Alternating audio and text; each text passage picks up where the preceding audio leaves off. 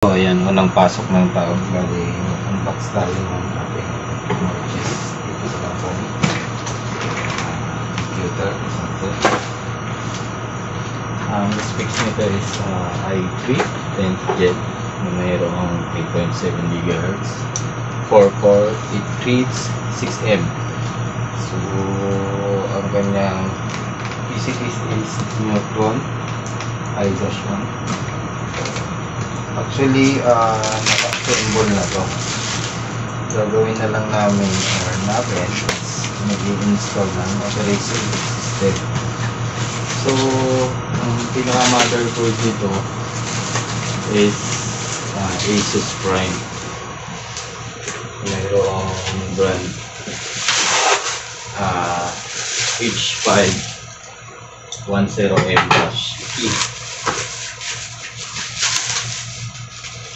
na DDR4 tapos NVIDIA. So ito ay sa engineering department natin i-deploy. So ang RAM nito is 8GB DDR4 na Kingston brand. Meron siyang 216S Fury Beats Black. So, yung pinaka-ano yun.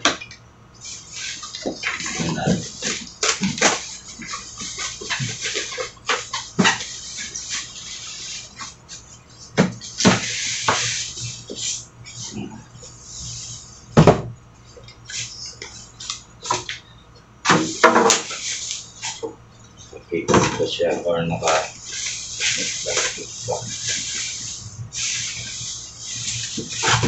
Yeah, unboxing talaga. So, open natin yung laman nito.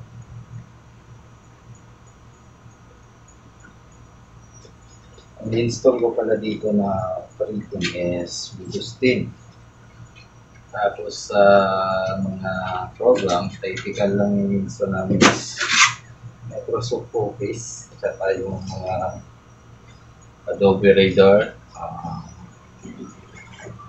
Meron din kami parang network chat group na application. So ang gamit namin dati ay pop-up. Ngayon, in-installan din namin ito ng Viber, pwede sa user. Pwede din sa mga designated user, managerial, automatic yung mga Viber.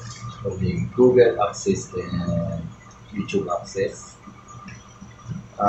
Practical na user, ini-install lang namin is Google access lang sila.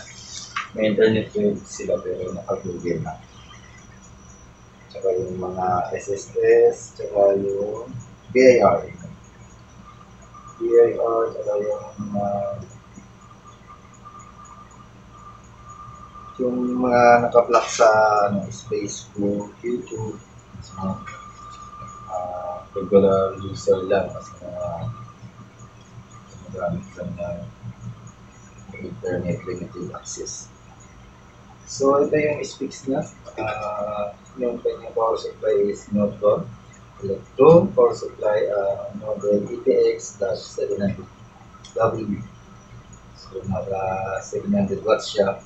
Ang ano nito is generic power supply lang siya, hindi siya true rated power supply. Plus ito yung tinutukoy ko yung motherboard niya. Asus Prime yan na mayroong H5 10M-E R2. Tapos yung kanyang RAM is DDR4 Kingston 8GB. Meron na din siyang Kingston SSD. Kingston SSD na 256. SATA 3 2.5 internal SSD. So Kingston siya. Tapos yung pinaka-storage ng files niya is itong HDD na Seagate 1 TB 2.5 internal HDD. So, ang ginagawa namin dyan para mabilis siya, yung operating system in-install namin sa SSD, tapos yung mga program sa SSD, tapos yung mga files nila, since may existing silang computer, doon na namin binabackup sa 1 tera para just in case masira yung operating system, yung backup nila nandun sa 1 tera na HDD, naka-backup siya. So, madali lang namin i-recover yung files kasi ang normally na nasisira is yung operating system. Ang gagawin lang namin nun ay repair, either repair kung kaya i-repair na sa settings ng operating system kung ano mang Windows 10, Windows 7. Pero ngayon, ini-upgrade na namin mga unit namin dito, in-install na namin na Windows 10 to para makasabay sa technology, sa upgrades ng ating technology. So, yun yung purpose niyan, kaya dalawa yung ating hard drive yan. Isang SSD, isang HDD. So, alam naman natin yung SSD is faster, 10 times faster sa ating HDD. Kaya dyan natin ini-install yung operating system. Totally ito, maganda na din yung build ito kasi 8 gig na yung RAM niya. Sa 8 gig na RAM, siguro kung mga gagamitin lang ay Excel, Word, o kaya yung sa browser ng mga Chrome, Google, sobrang ano na din siya. Pero kung pang games or pang YouTube, medyo ano siya, or mga pang Adobe Photoshop, or mga ano siya, kulang pa siya. Tapos number 1 na kukulangin is yung power supply kasi generic power supply na. So kung mag-upgrade kayo dyan, upgrade nyo yung power supply. Yun lang. Tapos upgrade din ng RAM. Additional 8 gig na RAM para maging 16 gig siya. Kasi dalawa naman yung available na port ng ating RAM. So sa CPU naman, meron siyang Intel i3 na 10 Gen. So, pinakalipas ngayon is 12 or 11 Gen. So, may 4 na din siya na 3.7 GHz. Yung pinaka, ano na niya, speed. So, hindi na yan, kumbaga, pwede na talaga siya pang gaming. Yung mga, kagaya dati ng gaming na Counter-Strike na buta din yung mga sikat na games ng dati.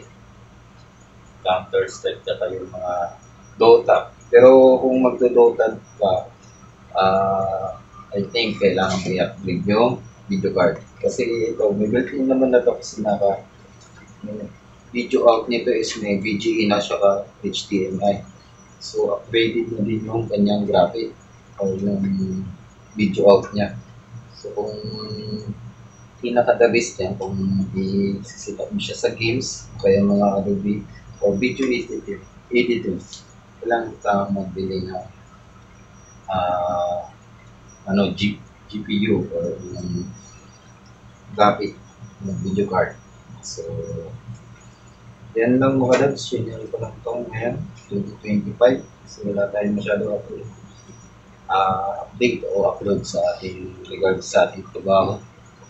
Yung mga upload natin dyan is yung mga travel natin pag-uwi ng Masbate sa vacation natin. So, regards naman dun sa wavelength ngayon, pinigamit natin ngayon. Test natin ito, yung wavelength na mayroon akong reviews dyan. Tignan natin ngayon kung kumusta yung voice out niya or yung voice output niya dyan sa ginagamit ko ngayon. So, yun lang mga kadabs. Thank you for watching and bye-bye.